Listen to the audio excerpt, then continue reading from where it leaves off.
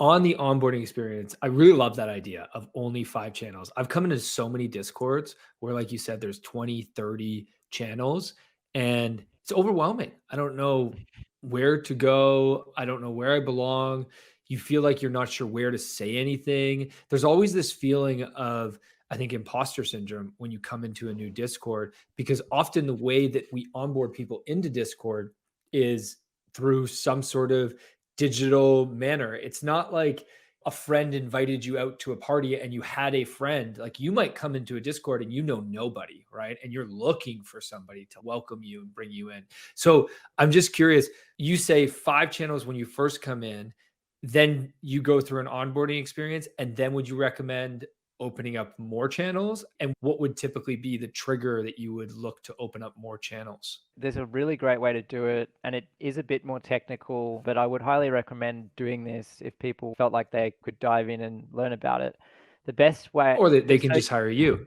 yeah, oh, that's right, that's right. They could hire me too. That's a good point. So yeah, you might say like their onboarding process might be 1 or 2 channels. Once they've gone through that, it opens up 3 or 4 more channels. And then there'll be this system that'll be operating in the background, which is it detects like in user engagement. So it can see when people are sending messages, how frequently, how active the voice channels are, and it'll reward people experience points for their action in the community. And then when they reach a certain number of experience points, they level up.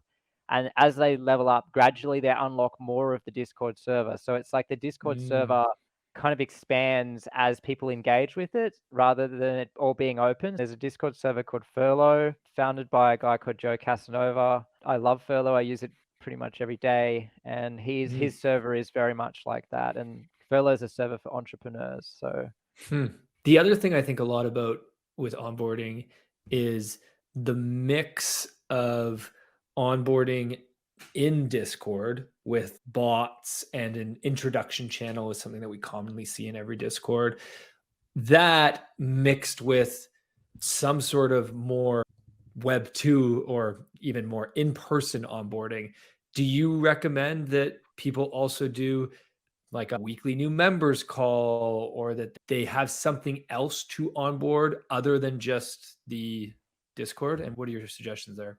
I'm definitely in favor of weekly introduction calls. Jump Discord server does a really good job at that, and it's a good example of a community where they have that system. And I touched on this in that Web3 mastermind on Discord. There's sort of like creating events, running events in the Discord server. And I think that events are like a really core part about a well-functioning and a highly engaging and exciting community to be a part of. You know, if there's nothing Mm, happen, there's no events, there's just a chat room. What's the point of that? And mm. so having new members who join and creating an event onboards them into the community, and also helps them build rapport with the people who are in the community and even start to develop friendships and connections. I think it's really valuable to do those sorts of things.